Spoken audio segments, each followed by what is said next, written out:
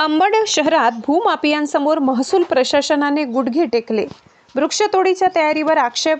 जालना जिल्ह्यातील अंबड शहरात भूमाफियांना फायदा करून देण्यासाठी महसूल प्रशासनाकडून नव्याने रस्ता काढण्याचा प्रयत्न सुरू असल्याचा आरोप होत असून या प्रकरणात जिल्हाधिकारी असीमा मित्तल यांनी तातडीने लक्ष घालून प्रस्तावित वृक्षतोड थांबवावी अशी माहिती नागरिकांकडून करण्यात येत आहे.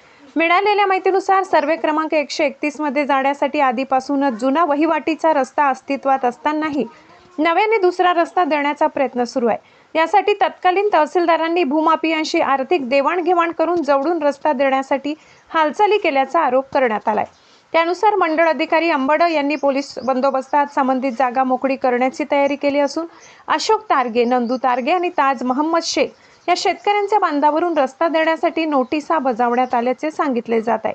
संबंधित शेतजमिनीच्या बांधावर अनेक मोठी व जुनी झाडे असून हा रस्ता काढण्यास मोठ्या प्रमाणात वृक्षतोड होण्याची शक्यता व्यक्त केली जात आहे.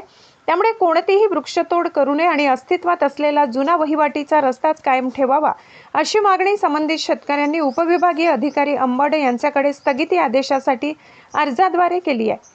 एकीकडे शासनाकडून वृक्ष लागवडीचे आवाहन करण्यात येत असताना दुसरीकडे विनाकारण मोठी झाडे तोडण्याचा प्रयत्न होत असल्याचा आरोप नागरिकांकडून केला जात आहे. या प्रकरणाची निष्पक्ष चौकशी करून योग्य निर्णय घ्यावा अशी मागणी होत आहे. माधव न्यूज महाराष्ट्र संपादक सुरेश पोटे.